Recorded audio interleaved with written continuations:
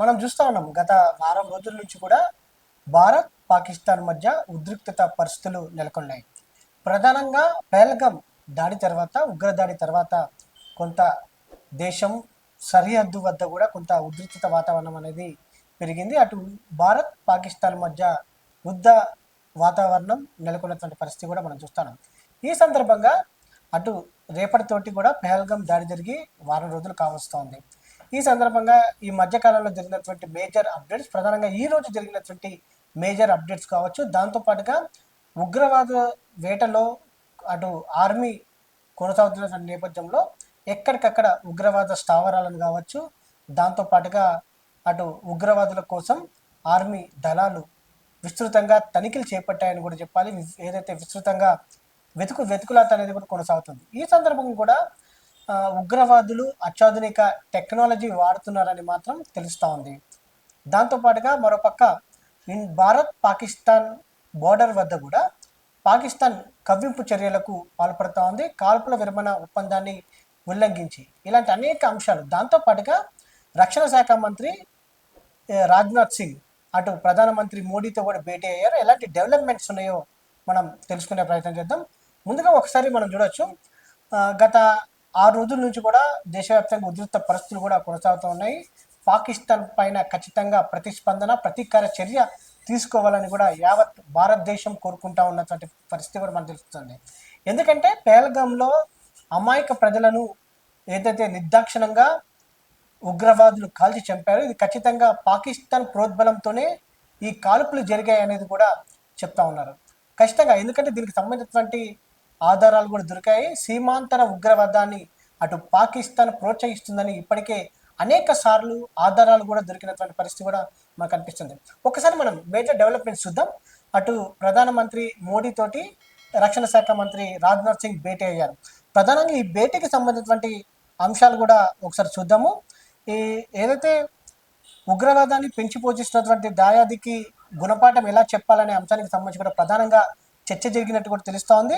దాంతోపాటుగా ఈ యొక్క భేటీలో అటు ఏదైతే త్రివిధ దళాధిపతులతో పాటుగా అజిత్ దోవల్, ఏదైతే భారత భద్రత ఏదైతే సలహాదారులు ఉన్నారో అజిత్ దోవల్ కూడా పాల్గొంటున్నట్టు కూడా తెలుస్తూ ఉంది.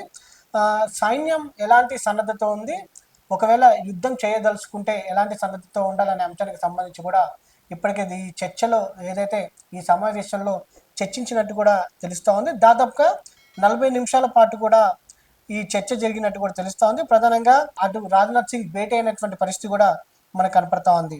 ఈ ప్రధానంగా మధ్యాహ్నం కూడా, అంటే ఈరోజు మరొక భేటీ కానుంది. అటు ఇప్పటికే రాజ్నాథ్ సింగ్ కావచ్చు, ప్రధానమంత్రి మోడీ భేటీ అయినటువంటి నేపథ్యంలో మరొక భేటీ ఆసక్తిని కలిగిస్తూ ఉంది. అదే మరోవైపు రక్షణ వ్యవహారాలపై పార్లమెంట్ స్టాండింగ్ కమిటీ కూడా భేటీ అవుతుంది. భేటీ అయినట్టు కూడా మనకు సమాచారం అందుతుంది. దీనికి సంబంధించినటువంటి మరింత సమాచారం రావాల్సిన అవసరం ఎంతైనా ఉంది. ఎందుకంటే ఇప్పటికే భారత్ పాకిస్తాన్ మధ్య ఉద్రిక్త పరిస్థితులు నెలకొన్నాయి. మరోపక్క పాకిస్తాన్ చైనా సహాయాన్ని కూడా కోరినటువంటి పరిస్థితి కూడా మనకు కనిపిస్తూ ఉంది. చైనా కూడా భారత్ పాకిస్తాన్ మధ్య నెలకొన్నటువంటి ఉద్రిక్తతలను పరిశీలిస్తున్నట్టు కూడా వారు చెప్పడం జరిగింది. ఇదే కాకుండా పాకిస్తాన్కి సంబంధించినటువంటి ఉగ్రవాదులు ఎవరైతే ఉన్నారో వారు అత్యాధునిక టెక్నాలజీని వాడుతున్నట్టు కూడా అటు భారతదేశం ఆర్మీ, భారతదేశం గుర్తించింది. ఇంతకీ ఆ టెక్నాలజీ ఏందో తెలుసుకుందాం ఒకసారి. ఉగ్రవాదులు అత్యాధునిక టెక్నాలజీని వాడుతున్నట్టు కూడా అటు జాతీయ దర్యాప్తు సంస్థ భావిస్తూ ఉంది. ప్రధానంగా వీరి వద్ద శాటిలైట్ ఫోన్స్ను కూడా గుర్తించినట్టు ఏదైతే ఇంటెలిజెన్స్ వర్గాలు ఏదైతే వెల్లడించినటువంటి పరిస్థితి కూడా మనకు కనిపిస్తోంది. 2020లో జరిగినటువంటి గల్వాన్ దాడి అనంతరం కొన్ని మెసేజింగ్ యాప్స్ను కూడా నిషేధించినటువంటి విషయం కూడా మనందరికి కూడా తెలిసిందే. ఆ యాప్స్ను కూడా అటు పాకిస్తాన్కి చెందినటువంటి ఉగ్రవాదులు గతంలో నుంచి కూడా వాడుతున్నట్టు కూడా మనందరికి కూడా వారు గతంలో దర్యాప్తు సంస్థలు వెల్లడించినటువంటి పరిస్థితి కూడా మనం చూస్తాము. వాటిని కూడా భారతదేశంలో నిషేధించినటువంటి పరిస్థితి కూడా మనకు కనిపిస్తోంది. ఇటీవల కాలంలో అటు పాకిస్తాన్ ఉగ్రవాదులు ప్రధానంగా మిలిటరీ గ్రేడ్ ఏదైతే కమ్యూనికేషన్ సాధనాలు వినియోగిస్తున్నట్లు కూడా నిపుణులు చెప్తా ఉన్నారు. ప్రధానంగా వీటిలో ఎండ్ టు ఎండ్ ఎన్క్రిప్షన్ సంబంధించి ఏదైతే సదుపాయం ఉండట్టు కూడా ఏదైతే అంచనా వేస్తూ ఉన్నారో తెలుస్తోంది. దీన్ని రిసీవ్ చేసుకునే వారు మాత్రమే చూడగలరని కూడా చెప్తా ఉన్నారు. ఇక క్వాంటమ్ రెసిస్టెంట్ అల్గారిథం వాడటం కూడా గమనార్హంగా చెప్పొచ్చు. మనకు ప్రధానంగా వీరు అత్యాధునిక టెక్నాలజీని వాడుతున్నట్టు కూడా తెలుస్తూ ఉంది. శాటిలైట్ ఫోన్స్తో పాటుగా ఇతర రకాల సామాగ్రి ఏదైతే దానికి సంబంధించి కూడా వాడుతున్నట్టు కూడా తెలుస్తూ ఉంది. పాకిస్తాన్ ఆర్మీ కవింపు చర్యలకు మాత్రం పాల్పడుతూ ఉంది. ఏదైతే పహల్గామ్ దాడి జరిగి 6 రోజులు కావస్తూ ఉంది, అయినా కూడా ఎక్కడ కూడా దాయాది దేశం ఒక పక్క భయపడుతూనే మరో పక్క కవింపు చర్యలకు పాల్పడతా ఉంది. ఎందుకనంటే కాల్పుల విరమణను పాటిస్తూ మరోపక్క కుప్వారా పూంచ ఏదైతే ఎల్ఓసి దగ్గర ఉన్నటువంటి నియంత్రణ రేఖ ఏదైతే ఉందో అక్కడ 27వ తారీఖున అర్ధరాత్రిన కాల్పుల విరమణను ఉల్లంఘిస్తూ కాల్పులు జరపడం జరిగింది. దీంతో అటు భారత్ ప్రభుత్వం కూడా భారతదేశ ఆర్మీ కూడా చాలా ధీటుగా సమాధానం ఇచ్చినటువంటి పరిస్థితి మనం చూస్తూ ఉన్నాము.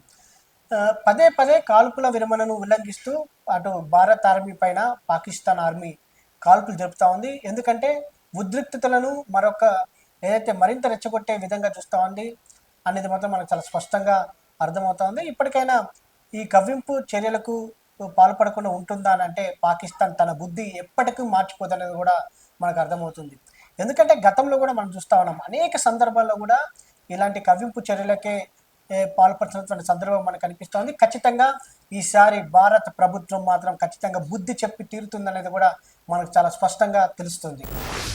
భారతదేశం ఐక్యమత్యంతో ఉందని మరొకసారి నిరూపితమైంది. ఎందుకనంటే పెహల్గామ్ దాడి జరిగి నేటితో 6 రోజులు కావస్తుంది, కానీ పెహల్గామ్కి మాత్రం టూరిస్టులు ఎక్కడా తగ్గలేదని కూడా చెప్పాలి.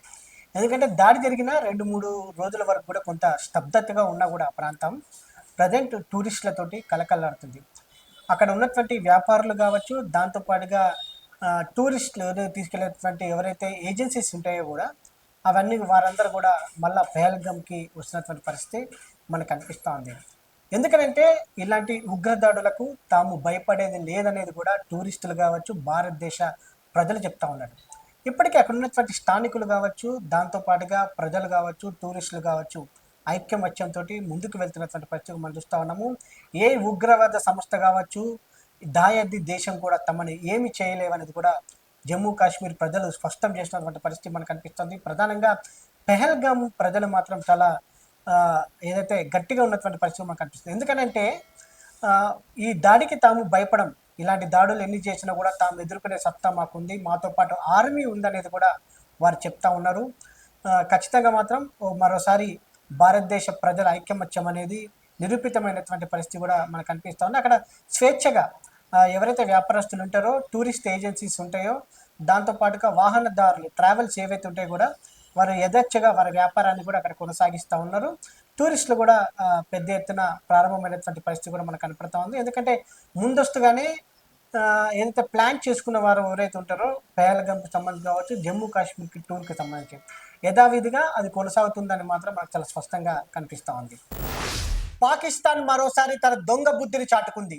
ఇప్పటికే యూరోపియన్ దేశాలు మద్దతు ఇవ్వాలని వినతిని కోరుతా ఉంది. దాంతో పాటుగా చైనా కూడా తన దొంగ బుద్ధిని చాటుకుంది. ఎందుకంటే ఇప్పటికే చైనా తోటి పాకిస్తాన్ విదేశాంగ మంత్రి భేటీ అయినటువంటి విషయం మనందరూ కూడా తెలిసిందే. మరోపక్క భారత్ ని బద్నాం చేసే పని మాత్రం పాకిస్తాన్ పెట్టుకుంది. మరోపక్క రష్యా కావచ్చు, ఏదైతే పాకిస్తాన్ కు మద్దతు ఇవ్వాలని రష్యాను పాకిస్తాన్ కోరడం జరిగింది. దాంతో పాటుగా చైనాను కూడా విజ్ఞప్తి చేయడం జరిగింది. ప్రధానంగా చైనా మాత్రం ఈ విషయంలో పాకిస్తాన్కే మద్దతుగా ఉంటున్నట్టు కూడా తెలుస్తా ఉంది. ఎందుకనంటే పహల్గామ్ దాడి జరిగిందని అటు చైనాకి చాలా స్పష్టంగా తెలుసు, అది ఉగ్రవాది దాడి అనేది కూడా తెలుసు. అయినా కూడా చైనా పాకిస్తాన్కే మద్దతు తెలుపుతున్నటువంటి పరిస్థితి కూడా మనకు కనిపిస్తూ ఉంది. మరోపక్క పాకిస్తాన్ చైనా దొంగ బుద్ధి అనేది మరొకసారి బయటపడినటువంటి పరిస్థితి కూడా మనం చూస్తా ఉన్నాము. అటు చైనాకు సంబంధించినటువంటి వస్తువులను భారతదేశంలో బ్యాన్ చేయాలని కూడా పలువురు స్వచ్ఛంద సంస్థలు కావచ్చు, దాంతో పాటుగా ప్రజలు డిమాండ్ చేస్తున్నటువంటి పరిస్థితి కూడా మనకు కనిపిస్తూ ఉంది. పెహల్గామ్లో అమాయక ప్రజలపైన దాడులు చేసినటువంటి 4 ఉగ్రవాదులు ఆచూకీ దొరికినట్టు కూడా తెలుస్తూ ఉంది. వారి కోసం పెద్ద ఎత్తున ఆర్మీ కూబింగ్ చేస్తూ ఉంది. ఏదైతే దక్షిణ కాశ్మీర్లోని వాళ్ళు ఏదైతే ఓ ప్రాంతంలో వీరు దాగి ఉన్నట్టు కూడా సమాచారం అందుంది. ఏదైతే ప్రతి ఒక్క అణువును కూడా అటు భారతదేశ ఆర్మీ తనిఖీ చేస్తుంది, వారి కోసం వెతుకుతుంది.